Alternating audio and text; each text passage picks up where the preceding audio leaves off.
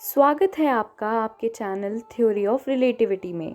आज की वीडियो में मैं आपको किसी फिल्म या टीवी सीरीज़ के बारे में नहीं बताऊंगी, बल्कि आज मैं आपको एक कहानी सुनाऊंगी। ये कहानी असल में एक लड़की की है जिसका नाम कुवीरा है। ये उसकी जीवनी पे आधारित है। कुवीरा का मतलब होता है एक बहादुर औरत। कुवीरा का जन्म राजस्थान के एक गाँव में गरीब परिवार में होता है, पर क्योंकि वो एक लड़की थी, घर में उसे ज़्यादा लाड़ प्यार बचपन से ही नहीं मिला था। हालांकि उसका एक बड़ा भाई कमल था जो कुवीरा से 2 साल बड़ा था।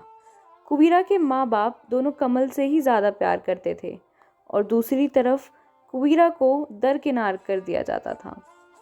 अब जैसे जैसे कुवीरा बड़ी होती है, कुवीरा का स्कूल में भी दाखिला नहीं कराया जाता, पर उसके भाई को अंग्रेज़ी स्कूल में भेजा जाता है और यहाँ तक कि होली दिवाली जैसे त्योहारों पे भी कुवीरा को नए कपड़े नहीं दिलाए जाते थे।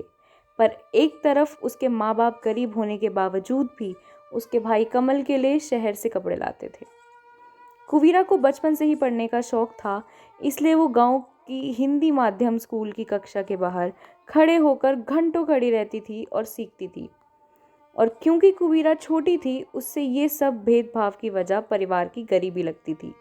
पर जैसे जैसे उसकी उम्र बढ़ती गई और समझदार होती गई, तब उसे इस बात का ज्ञान हुआ कि ये भेदभाव की वजह उसके परिवार की गरीबी नहीं, पर उसका लड़की होना है।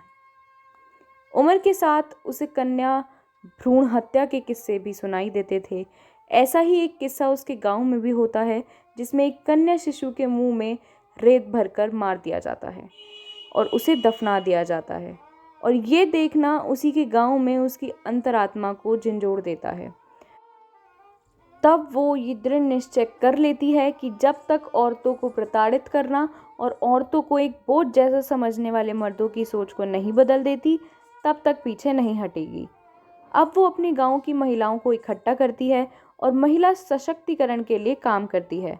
सबसे पहले वो अपने जिला पंचायत के चुनाव जीतती है और जीतने के बाद गांव की हर लड़की को स्कूल में भेजने के लिए उनके परिवार वालों से निवेदन करती है। धीरे धीरे समय बदलता है और अब गांव की लड़कियां पढ़ने लगती हैं, जिनमें से कुछ शहर में नौकरी भी करने लगती हैं। गांव की हवा बदल रही होती है और महिलाएं और सशक्त होती जाती हैं। दूसरी तरफ कुवीरा की ख्याति और पद दोनों बढ़ रहा होता है, पर वक्त को शायद कुछ और ही मंजूर होता है। एक दिन जब वो चुनाव की रैली में भाषण दे रही होती है, उसकी गोली मारकर हत्या कर दी जाती है। जैसे ही कुवीरा को गोली लगती है, की आवाज़ से उसका सपना टूट जाता है और उसकी आंख खुल जाती है। सपना जो वो अपनी माँ की कोख में देख रही होती है। कुवीरा को धीरे से आवाज़ आती है। उसकी माँ और उसके पिता आपस में बात कर रहे होते हैं कि हमें इस बच्चे को गिरा देना चाहिए, क्योंकि ये एक लड़की है जो आने वाले वक्त में हमारे लिए एक बोझ होगी। ये सुन के कुवीरा का दिल सहम जाता है और उसके मन में कुछ सवाल उसकी माँ और उसके समाज के लिए होते हैं। कुवीरा कहती है, माँ तुम तो मेरी माँ थी, तो तुम ऐसा कैसे कर सकती हो? तुम भी तो एक औरत हो, और अगर तुम इस दुनिया को देख सकती हो तो मैं क्यों नहीं? माँ, मैं जानती हूँ कि ये समाज ऐसा ही है जो नवरात्रे बना सकता है, माता दुर्गा, माता लक्ष्मी की पूजा करता है, पर लड़कियों को एक बोझ की तरह समझता है। पर तुम माँ, कम से कम तुमने तो मेरा साथ दिया होता।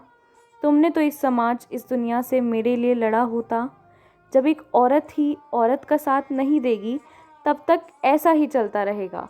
औरतें प्रताड़ित होती रहेंगी।